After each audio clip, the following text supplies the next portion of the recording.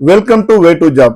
இந்த வீடியோ NBFC product ட்ரைனிங்கோட 4th வீடியோ. இதுல என்ன ப்ராடக்ட் நம்ம பார்க்க போறோம்னு பாத்தீங்கன்னா பிசினஸ் லோன். இந்த பிசினஸ் லோனை என்பிஎஃப்சில என்னன்னு சொல்றாங்க அப்படின்னு கேட்டீங்கன்னா எஸ்எம்இ அப்படி இல்லைன்னா எம்எஸ்எம்இன்னு சொல்லுவாங்க. எஸ்எம்இனா என்ன அப்படின்னு கேட்டீங்கன்னா ஸ்மால் மீடியம் என்டர்பிரைசஸ்.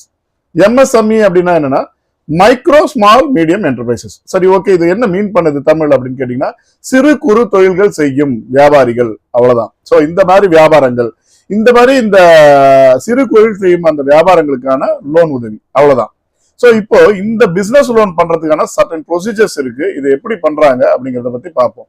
சோ பொதுவா எந்த ஒரு என்பிஎஸ்சிக்குமே இந்த பிசினஸ் லோன் தன்னால தேடி வராது. நம்ம தான் கஸ்டமரை தேடி போகணும். ஸோ உங்க பிரான்ச்ல இருந்து நியர்பை ஒரு 500 மீட்டர்ல இருந்து அதிகபட்சம் ஒரு 1 கிலோமீட்டர் வரைக்கும் எடுத்துக்கோங்க. அதுக்குள்ள உள்ள ஷாப்ஸ் பேசினாலே போதும். ஸோ உங்களுக்கு நிறைய பிசினஸ் கிடைக்கும். பட் இது ரொம்ப ரொம்ப ஈஸியும் கூட. நீங்க பேச கத்துக்கிட்டீங்கன்னா போதும். இதனோட ஃபேக்ட் என்னங்கிறது நீங்க தெரிஞ்சுக்கிட்டீங்கன்னா போதும். ஓகே, கம்பெனில என்னென்ன இந்த ப்ராடக்ட்டுக்கு பாக்குறாங்க அப்படிங்கிறத பத்தி பார்ப்போம். ஸோ பிசினஸ் லோன் பண்ணணும்னா நீங்க முதல்ல தெரிஞ்சுக்க வேண்டிய விஷயம், இந்த லிஸ்ட்ல நான் இப்ப சொல்ல போறது எல்லாமே நீங்க நல்லா தெரிஞ்சு வச்சுக்கணும். ஒன்னு, அந்த பிசினஸ் எங்க நடக்குது, உங்க பிரான்ச்ல இருந்து அந்த பிசினஸ் நடக்கிற ஏரியாக்கான டிஸ்டன்ஸ் என்ன. ஏன்னா ஒரு பர்டிகுலர் டிஸ்டன்ஸ் வரைக்கும் தான் உங்களுக்கான அப்ரூவல் கிடைக்கும். நீங்க பாட்டு ஒரு 5 கிலோமீட்டருக்கு மேல ஒரு 10-15 கிலோமீட்டர் கொண்டு போயிட்டு ஒரு பிசினஸ் எடுத்துட்டு வந்தீங்கன்னா கொஞ்சம் அப்ரூவல் கிடைக்கிறது கஷ்டம். ஸோ நியர்பை பிசினஸ் ஏரியாவா இருக்கணும் அது. ஸோ செகண்ட் திங், அந்த பிசினஸ் நடக்கிற இடம் ரெண்டல் ஏரியாவா இல்ல ஓன் ப்ராப்பர்ட்டியா இருக்கு அப்படிங்கிறது முக்கியம்.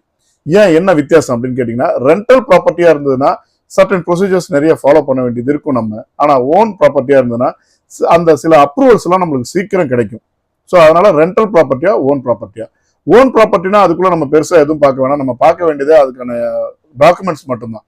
அது யார் பேர்ல இருக்கு, அந்த கடை நடத்துற ஒரு பேர்லயே இருக்கா, இல்ல அது வேற யார் பேர்லயே இருக்கா, ரெண்டாவது அதனோட இபி கார்டு எடுத்து பார்க்கணும். ஸோ இது சர்டன் விஷயங்கள் எல்லாம் வெரிஃபை பண்ணணும். அதுக்கான டாக்குமெண்ட் நம்ம ஏதாவது அவங்க கொடுக்குறாங்கன்னா நம்ம அதை கிராஸ் செக் பண்ணணும். மேக்ஸிமம் வந்து பாத்தீங்கன்னா இபி பார்த்தாலே தெரிஞ்சிடும்.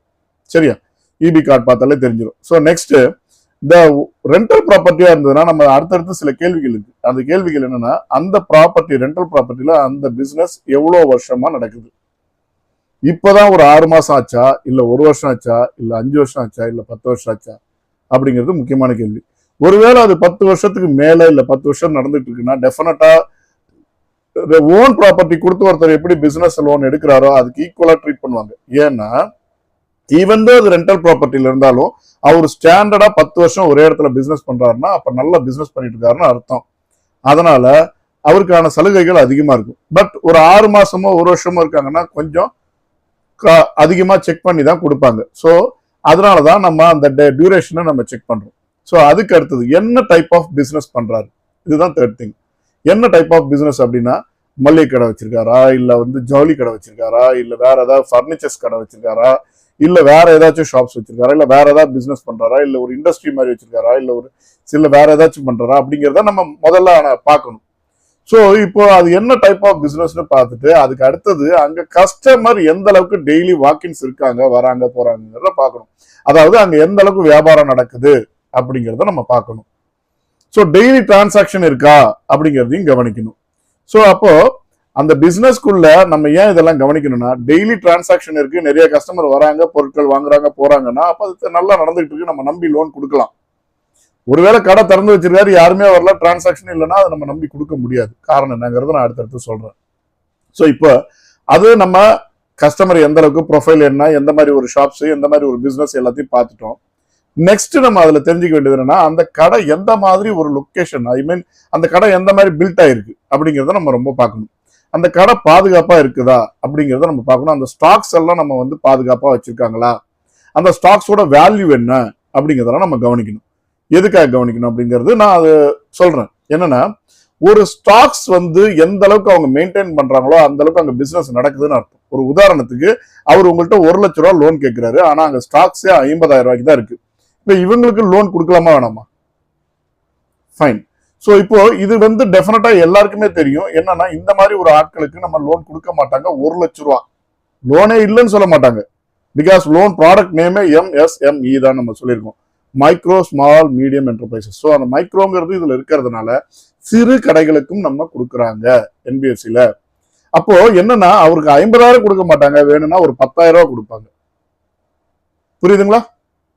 ஸோ இப்போ என்ன விஷயம்னு பாத்தீங்கன்னா அந்த ஸ்டாக்ஸ் நம்ம அதுக்காக தான் வேல்யூவேஷன் பண்றோம். எவ்வளவுக்கு இருக்கு? 10 லட்சத்துக்கு இருக்கா, 20 லட்சத்துக்கு இருக்கா, இல்ல 25 லட்சத்துக்கு இருக்கா, இல்ல 5 லட்சத்துக்கு தான் இருக்கா? அதே மாதிரி அந்த ஸ்டாக்ஸ் எல்லாம் வந்து அவர் ஓனா பர்ச்சேஸ் பண்ணிருக்காரா, அதுக்கான இன்வாய்ஸ் இருக்குதா? முடிஞ்சா இன்வாய்ஸ் காப்பி வாங்கிக்கோங்க. ஸோ இப்போ அந்த இன்வாய்ஸ் காப்பி இருக்கிறது இன்னும் கொஞ்சம் அடிஷனல் அட்வான்டேஜ் நம்மளுக்கு. என்னன்னா நீங்க ஈஸியா அந்த லோன் பாஸ் ஆகும். ஏன்னா சில இடத்துல வந்து என்ன பாத்தீங்கன்னா ஸ்டாக்ஸ் நிறைய இருக்கும், பட் அந்த ஸ்டாக்ஸ் எல்லாம் அந்த ஷாப் ஓனர் வாங்கி வச்சிருக்க மாட்டாரு. அந்தந்த டீலர் வந்து வச்சுட்டு போயிருப்பாங்க. ஷாப் ஓனர் எதுவுமே பெருசா அதுல இன்வெஸ்ட் பண்ணிருக்க மாட்டாரு. டீலர் ஜஸ்ட் வச்சுட்டு நீங்க சேல் பண்ணி கொடுங்கன்னு சொல்லிட்டு போயிருப்பாங்க. அதை நம்ம கால்குலேட் பண்ணிக்கிட்டு நம்ம தப்பா கால்குலேஷன் எடுத்துடக்கூடாது. ஸோ ஆக்சுவல் ஸ்டாக் அவங்க எவ்வளவு வந்து இன்வெஸ்ட் பண்ணிருக்காருங்கிறது தான் நமக்கு மெயின். ஸோ அதுக்கு அடுத்து வந்து பாத்தீங்கன்னா இந்த கடை நடக்கிற இடத்துக்கும் அவரோட வீடுக்கும் எவ்வளவு வித்தியாசம் இருக்குன்னு நீங்க பாக்கணும். அதே மாதிரி அந்த வீடு வந்து அவரோட ஓன் ப்ராப்பர்ட்டியா ரெண்டல் ப்ராப்பர்ட்டியா அதையும் பார்க்கணும். எதுக்காக அப்படின்னா ஒருவேளை கடை ரெண்டல் ஆனா வீடு ஓனுனா ஓகே ஈஸியா பாஸ் ஆயிடும் லோனு. ஸோ ஆனா வீடும் ரெண்ட் கடையும் ரெண்ட்னா அப்ப நம்ம வீட்டுல போய் விசாரிக்க வேண்டியது சில விஷயங்கள் இருக்கு. என்னன்னா அவர் எத்தனை வருஷமா அந்த வீட்டுல தங்கி இருக்காரு, எவ்வளவு வருடமா அந்த அதே இடத்துல இருக்கிறாரு அப்படிங்கிறத நம்ம விசாரிக்கும் போது என்ன தெரியும்னா ஓகே ஃபைன் நம்ம நம்பி கொடுக்கலாங்கிற ஒரு நினைப்பு வரும். இல்லைன்னா அந்த பகுதிக்கு அவர் புதுசா வந்திருக்கிறாரு, இல்ல கடையை புதுசு, இந்த மாதிரி ஏதாவது சிக்கல் இருந்ததுன்னா அவர் காலி பண்ணிட்டு போயிடுவாருங்கிற பயத்துல என்பிஎஸ்சியில என்ன பண்ணாங்கன்னா அதை அப்ரூவ் பண்ண மாட்டாங்க. அதனால அதை நம்ம கவனிக்கணும். அதை ஏன் கவனிக்கணும்? என்பிஎஸ்சி எம்ப்ளாய் அதை நீங்க ஏன் கவனிக்கணுங்கிறதையும் நான் இதுலயே சொல்லிடுறேன். நான் சொல்றது எல்லாத்தையும் ரொம்ப முக்கியமா நீங்க கவனிக்க வேண்டிய விஷயம். சரியா? சோ அதுக்கு அடுத்தது கஸ்டமருக்கு நீங்க அவரோட சிபில் ரிப்போர்ட் வாங்கி பார்க்கணும். அந்த சிபில் ஸ்கோர் என்ன இருக்கு, ரீபேமெண்ட் எல்லாம் கரெக்டா பண்ணிருக்காரா, ஏதாவது அதுல டிஃபால்ட் இருக்கா, அல்ல ஏதாவது லோன்ல வந்து அவர் தவறு பண்ணிருக்காரா அப்படிங்கிறதெல்லாம் நீங்க செக் பண்ணணும். அட்லீஸ்ட் ஒரு 650க்கு மேல ஸ்கோர் இருக்குன்னா ஈஸியா பாஸ் ஆயிடும். அது கீழே இருந்ததுன்னா கொஞ்சம் அப்ரூவல் எல்லாம் போறாம இருக்கும், சில நேரத்தில் ரிஜெக்டா கூட ஆயிடலாம். அதே மாதிரி அவருடைய அந்த ரிப்போர்ட்ஸ்ல வந்து பாத்தீங்கன்னா ப்ராப்பரா எல்லா டிரான்சாக்ஷன் இருக்கும், லோன் எல்லாம் கிளியரா பண்ணிருக்காரு, எந்த விதமான டிஃபால்ட்டும் இல்லை அப்படின்னா ஈஸியா பாஸ் ஆகும். ஸோ அதனால சிபில் நீங்க வாங்குற மாதிரி இருக்கும். ஸோ அந்த ரிப்போர்ட் வாங்கின பிறகு அவர் கஸ்டமருக்கு ஒரு கோ அப்ளிகண்ட் அவர் கொடுக்குற மாதிரி இருக்கும். அந்த கோ அப்ளிகண்ட் மேபி அவங்களோட ஒய்ஃபா இருக்கலாம், இல்ல பிசினஸ் பார்ட்னரா இருக்கலாம், யாரா வேணாலும் இருக்கலாம், இல்ல அவரோட பிரதரா இருக்கலாம், அப்பாவா இருக்கலாம். பட் ஒரு கோ அப்ளிகண்ட் நமக்கு வேணும். மேக்சிமம் நான் வந்து கோ அப்ளிகண்ட் யாரா இருக்கும், வீட்டில் உள்ளவங்க இருக்கலாம், இல்ல அந்த பிசினஸ் பார்ட்னரா இருக்கலாம். வீட்டில் உள்ளவங்கன்னா கணவனுக்கு மனைவி, மனைவி கணவன், அப்பா வந்து கொடுக்கலாம் பையனுக்கு, அந்த மாதிரி தான் இருக்கும். ஸோ ஒன்லி பிளட் ரிலேஷன்ஸ் மட்டும்தான் அதை அலோவ் பண்ணுவாங்க. அதுவும் வந்து ஒரு ஃபேமிலிக்குள்ள இருக்கவங்கள தான் எடுப்பாங்க. ஸோ அதே மாதிரி இது எல்லாம் ஏன் அப்படிங்கறத நான் சொல்றேன். ஏன்னா பிகாஸ் என்னதான் நம்பி நம்ம லோன் கொடுத்தாலும் சர்டைன் ப்ரொசீஜர் ஃபாலோ பண்ணி தான் ஆகணும். ஆஸ் எ எம்ப்ளாயி இதெல்லாம் நீங்க தெளிவா இருக்கணும். ஸோ அதுக்கு அடுத்தது அவருக்கு எவ்வளவு லோன் அமௌண்ட் தேவை அப்படிங்கிறத பாருங்க. அவரோட loan amount for example 1 lakh கேட்கிறாருன்னா 100% அவரோட ஸ்டாக்ஸ் வந்து அட்லீஸ்ட் ஒரு 3 to 4 lakh 3 lakh மேல இருக்கணும். 1/3 மேலேயாவது அவருக்கு ஸ்டாக் இருக்கணும். பாயிண்ட் 1. பாயிண்ட் 2 அவரோட டெய்லி டிரான்சாக்ஷன் நல்லா இருக்கணும். நல்லா இருக்கணும்னா எப்படி இருக்கணும் அப்படின்னா 1 lakhனா நம்ம மோஸ்ட்லி இந்த எம்எஸ்எம்இ லோனு எஸ்எம்இ லோன்ல வந்து பாத்தீங்கன்னா டெய்லி ரீபேமெண்டா தான் நம்ம வச்சிருப்பாங்க. எஸ்எம்இல இல்ல என்பிஎஸ்சியில டெய்லி ரீபேமெண்ட் பண்ற மாதிரி தான் அந்த லோன் ஃபெசிலிட்டி இருக்கும். ஸோ அப்போ என்பிஎஸ்சியில வந்து டெய்லி ரீபேமெண்ட்டும் இருக்கும், மந்த்லி ரீபேமெண்ட்டும் இருக்கும், வீக்லி ரீபேமெண்ட்டும் இருக்கும். இப்போ டெய்லி ரீபேமெண்ட்ல இருக்குன்னா என்ன ஆகும்னு பாத்தீங்கன்னா அவருக்கு டெய்லி அட்லீஸ்ட் ஒரு 3000 ரூபாய் வியாபாரம் நடந்தாதான் 1000 ரூபாய் கட்ட முடியும். அதனால நீங்க அதை கவனமா பார்க்கணும். அவருக்கு டெய்லி எவ்வளவு வியாபாரம் நடக்குது அப்படிங்கிறது ரொம்ப முக்கியம். ஸ்டாக்கை மட்டும் பேஸ் பண்ணி கொடுக்க முடியாது, டெய்லி டிரான்சாக்ஷனையும் பேஸ் பண்ணி தான் நம்ம இதுக்கு ஆஃபர் பண்ண முடியும். அப்ப ஸ்டாக் 3 லட்சம் இருக்கு, ஆனா டெய்லி அவருக்கு 300 ரூபாய்க்கு தான் வியாபாரம் நடக்குதுன்னா நம்ம 1 லட்ச ரூபாய் லோன் கொடுக்க முடியாது. ஸோ அப்ப டெய்லி வியாபாரம் 3000 நடந்ததுன்னா ஓகே ஃபைன், நம்மளால அந்த லோனுக்கு போக முடியும். ஸோ இது மட்டும் இல்லாம நம்ம ஒரு கால்குலேஷனும் நம்ம சப்மிட் பண்ணி ஆகணும். அந்த கால்குலேஷன் என்னன்னா அவருக்கு டெய்லி என்ன வருமானம், மாச வருமானம் என்ன, அந்த மாச வருமானத்துல அவருக்கு எத்தனை எம்ப்ளாயி இருக்கிறாங்க கடையில, அவங்க எம்ப்ளாய்க்கு எவ்வளவு சேலரி கொடுக்குறாரு, பிளஸ் அந்த கடைக்கான ரெண்ட் எவ்வளவு கட்டுறாரு, பிளஸ் வீட்டுக்கான ரெண்ட் எவ்வளவு கட்டுறாரு, அதர் இன்கம்ஸ் அவருக்கு ஏதாவது இருக்கா, ஸ்கூல் எஜுகேஷன் ஃபீஸ் எவ்வளவு கட்டுறாரு, இபி பில் எவ்வளவு கட்டுறாரு, வீட்டுக்கான ரெண்ட் எவ்வளவு கட்டுறாரு, மற்ற மளிகை பொருட்களுக்கான வீட்டுக்கான செலவுக்கு எவ்வளவு கட்டுறாரு, மெடிக்கல் செலவுக்கு எவ்வளவு கட்டுறாரு. ஸோ இது எல்லாத்தையும் கால்குலேட் பண்ணி அவரோட நெட் ப்ராஃபிட் என்னங்கிறதையும் நம்ம கால்குலேஷன் எடுத்து ஒரு ஷீட்ல வைக்கணும். அந்த நெட் ப்ராஃபிட் வந்து பாத்தீங்கன்னா ஒரு மாசத்துக்கு அட்லீஸ்ட் அவருக்கு ஒரு 40,000 இருக்கு அப்படின்னா நம்ம நம்பி லோன் போலாம். அட்லீஸ்ட் மாசம் அவர் ஒரு 15,000 20,000 ரீபேமெண்ட் பண்ற மாதிரி. ஒருவேளை அவருக்கு மாச வருமானம் ஒரு 2 லட்ச ரூபாய் இருக்கு, 3 லட்ச ரூபாய் இருக்குன்னா தாராளமா நீங்க 1 லட்ச ரூபாய் லோன் வரைக்கும் போகலாம், தப்பே கிடையாது. சரியா? ஸோ இப்போ இந்த கால்குலேஷன்லாம் எடுத்துட்டு எதுக்காக எடுக்கணும்னா, இப்போ ஃபார் எக்ஸாம்பிள் நீங்க அவருக்கு டெய்லி இன்கம் நல்லாவே இருக்கும், 3000 ரூபாய் இருக்கும் என்ன டெய்லி டிரான்சாக்ஷன்ல. பட் அவருக்கு வந்து பாத்தீங்கன்னா 2 எம்ப்ளாயி வச்சிருப்பாரு. அந்த 2 எம்ப்ளாய்க்கும் ஒருத்தனுக்கு ஒரு நாளைக்கு 500 ரூபாய் சம்பளம் கொடுக்குறாருன்னா டெய்லி 1000 ரூபாய் சம்பளத்துல போயிடுச்சு. அப்போ அந்த ரெண்ட் இருக்கும், ரெண்டெல்லாம் இருந்ததுன்னா ரெண்ட் இருக்கும். ரெண்ட் வந்து நீங்க மினிமம் ஒரு நாளைக்கு 500 ரூபாய் வச்சுக்கிட்டா கூட அதுல 500 ரூபாய் போயிடுச்சு. அப்ப மீதி இருக்கிற 1500 ரூபாய். அந்த 1500 ரூபாய் எடுத்தீங்கன்னா அவரோட வீட்டுக்கான வாடகை, எஜுகேஷன், மளிகை பொருட்கள் செலவு எல்லாம் பாத்தீங்கன்னா ஒன்னும் 1 ரூபாய் நிக்காது. ஸோ அதுக்காக தான் இந்த கால்குலேஷன் நம்ம எடுக்கணும் கம்பல்சரி. ஸோ எடுத்துட்டா நமக்கு தெரிஞ்சிடும் இவருக்கு லோன் ஆஃபர் பண்ணலாமா வேணாமா, இல்லை எவ்வளோ ஆஃபர் பண்ணணும்னு நமக்கு தெரிஞ்சிடும்.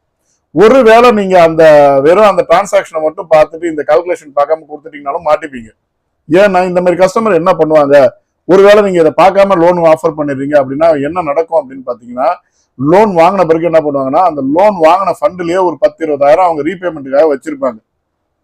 ஃபர்ஸ்ட் ஒரு 15 to 20 days இல்ல மேக்ஸிமம் ஒரு 30 days ஒழுங்கா ரீபேமெண்ட் வரா மாதிரி நமக்கு தெரியும். ஆனா 31st டேல இருந்து அந்த ரீபேமெண்ட் ப்ராப்பரா வராது. அது உங்களுக்கு பெரிய பிரச்சனையாகும். பெரிய பிரச்சனைனா ஒண்ணும் கிடையாது. நீங்க என்பிஎஸ்சியில் ஒர்க் பண்றீங்கன்னா டெஃபினட்டா அன்னைக்கு டே க்ளோஸ் பண்ண முடியாது. அந்த பணம் உள்ள வந்தாதான் டே க்ளோஸ் பண்ண முடியும். ஸோ நீங்க கஸ்டமர்கிட்ட போய் நின்று பேசி வாங்குற மாதிரி இருக்கும். அது டார்ச்சர். அப்போ நீங்க அந்த லோனை ஆஃபர் பண்ணும் போதே கரெக்டா கால்குலேட் பண்ணி கரெக்டா பண்ணணும். ஏன் இதெல்லாம் நீங்க கரெக்டா பண்ணணும்னு நான் சொல்றேன்னா, நீங்க பண்ற இந்த என்பிஎஸ்சி லோன் ஒரு மாசத்துக்கு 10 லோன் இருக்குன்னு வச்சுக்கோங்க. அந்த 10மே ப்ராப்பரா எல்லாமே போயிட்டு இருக்குன்னு வச்சுக்கோங்க. டெஃபினட்டா சொல்றேன், உங்களுக்கு ஒரு நல்ல கான்ஃபிடென்ட் கொடுக்கும். அதோட இல்லாமல் கம்பெனியும் உங்க மேல ஒரு நல்ல பேர் கொடுக்கும். உங்களுக்கான அடுத்த லெவலுக்கான ப்ரொமோஷன், உங்களோட கெரியர் குரோத் எல்லாமே ஈஸியா இருக்கும். அதே மாதிரி இந்த கஸ்டமர்கிட்ட என்ன விஷயம்னா, நல்ல கஸ்டமரை நீங்க சூஸ் பண்ணும்போது என்ன நினைக்கிறீங்கன்னா, நிறைய ரெஃபரன்ஸ் கிடைக்கும். அந்த கஸ்டமரை நம்பி நீங்க நிறைய எடுக்கலாம். சில பேர் என்ன பண்ணுவாங்கன்னு பாத்தீங்கன்னா, இந்த மாதிரி எம்எஸ்எம்இ லோன் கொடுக்கும்போது சில தள்ளுவண்டி கடைகளுக்கு கொடுப்பாங்க. சில பேர் வந்து பாத்தீங்கன்னா இப்ப ஒரு 6 மாசம் 1 வருஷம் கூட இல்லாத ஒரு கடைகளுக்கு கொடுப்பாங்க. சில பேர் ஷட்டர் இல்லாத கடைகளுக்கு கொடுப்பாங்க. ஏன்னா டார்கெட் முடிக்கணுமே அப்படின்ட்டு. அந்த மாதிரி பண்ணிடாதீங்க. அந்த மாதிரி பண்றதுனால என்ன ஆகும் அப்படிங்கறத நான் இப்ப சொல்றேன். நான் முன்னாடியே சொல்லியிருந்தேன், பின்னாடி சொல்றேன், இப்ப நான் சொல்றேன். எந்த ஒரு லோன் ஆஃபர் பண்ணி அந்த லோன் வந்து சரியா போகலையோ ரீபேமெண்ட், அதனுடைய டாக்குமெண்டோ இல்ல வெரிஃபிகேஷனோ இல்ல நீங்க சோர்ஸ் பண்ண விதத்திலயோ ஏதாவது தப்பு இருக்கு அப்படின்னா டெஃபினட்டா அது உங்களுக்கு ரிமார்க்கா மாறும். அதனால அந்த தப்பை பண்ணாதீங்க. ஒருவேளை அது தள்ளுவண்டி கடைனா விட்டுருங்க, அந்த கடையே தேவையில்லை, நீங்க வேற ஒரு கடையை பாருங்க. ஸோ இந்த எம்எஸ்எம்இ லோன் பொறுத்த வரைக்கும் என்னன்னா, டெய்லி அட்லீஸ்ட் ஒரு 1/2 hour நீங்க மார்க்கெட் பண்ணா போதும். நீங்க அழகா சோர்ஸ் பண்ண முடியும். பிசினஸ் ஒரு மாசத்துக்கு 5ல இருந்து 10 பண்ணாலே நல்ல பேர் வரும், நல்ல இன்சென்டிவ்ஸ் வரும். ஸோ இந்த லோன் பொறுத்த வரைக்கும் உங்களுக்கு வேற ஏதாவது டவுட்ஸ் இருக்கு, இதுக்கு மேல வேற ஏதாவது நீங்க தெரிஞ்சுக்க வேண்டியது இருக்கு அப்படின்னா, ஒருவேளை ஃப்ரெஷரா நீங்க இருக்கீங்க, இனிமேதான் ஜாயின் பண்ண போறீங்கன்னா மேக்ஸிமம் டவுட்ஸ் இருக்காது. ஸோ நீங்க இதை தெரிஞ்சுக்கோங்க. ஏன் இது எல்லாத்தையும் நீங்க தெரிஞ்சுக்கணும்னு சொல்றேன், நான் ஜாப் போஸ்ட் இந்த வீடியோ வந்து 15 வீடியோ முடிஞ்ச பிறகு ஜாப் போஸ்ட் போட ஆரம்பிச்சிருவேன். அந்த ஜாப் போஸ்ட் போட ஆரம்பிக்கும் போது நீங்க இந்த ப்ராடக்ட்ல எல்லாம் தரவா இருந்தீங்கன்னா எந்த இன்டர்வியூ போனாலும் சக்சஸ் பண்ணுவீங்க. அதுக்காக தான் சொல்றேன். நீங்க என்பிஎஸ்சியில ஒர்க் பண்றவங்களா இருந்தீங்கன்னா தயவு செய்து உங்களுக்கு நிறைய விஷயங்கள்ல அனுபவம் இருந்திருக்கும். அந்த மாதிரி அனுபவம் இருக்கும்போது அது ஏதாவது ஒரு பிரச்சனையை சந்திச்சிருந்தீங்கன்னா இதுல கமெண்ட் பண்ணுங்க. அதை எப்படி தவிர்க்கலாம்னு நான் சொல்றேன். இல்ல பிசினஸ் இன்னும் நல்லா பண்றதுக்கு சில ஐடியாஸ் வேணும்னா நீங்க கேளுங்க, கமெண்ட்ல சொல்லுங்க, அதையும் நான் சொல்றேன். எந்த மாதிரி ஒரு ப்ராடக்ட் நீங்க டீல் பண்ணாலும் சரி, நீங்க கமெண்ட் பண்ணுங்க. என்னால முடிஞ்ச அளவுக்கு நான் உங்களுக்கு ஹெல்ப் பண்றேன். ஸோ இந்த வீடியோ உங்களுக்கு பயனுள்ளதா இருந்திருக்கும்னு நான் நம்புறேன். இந்த வீடியோ தொடர்ந்து நம்ம அடுத்தடுத்த வீடியோல அடுத்தடுத்த ப்ராடக்ட்டை நம்ம பார்ப்போம். ஸோ இது வரைக்கும் இந்த வீடியோவை பார்த்துட்டு இருந்ததுக்கு முதல்ல நன்றி. தயவுசெய்து இது பிடிச்சிருந்ததுன்னா உங்களோட ஃப்ரெண்ட்ஸு, கொலீக்ஸ், நெய்பர்ஸ், உங்களோட நியர்பை யார் இருந்தாலும் சரி ஷேர் பண்ணுங்க, சப்ஸ்கிரைப் பண்ணுங்க, கமெண்ட் பண்ணுங்க. தயவு செய்து அட்லீஸ்ட் ஒரு லைக் போடுங்க, எதுவுமே இல்லைனாலும். ஏன்னா அதுதான் நமக்கு என்கரேஜ்மெண்ட் கொடுக்கும். ஸோ நான் இவ்வளோ நேரம் டைம் ஸ்பெண்ட் பண்ணி பேசுறது எல்லாமே உங்களுக்காக தான். Thank you very much. பாய்.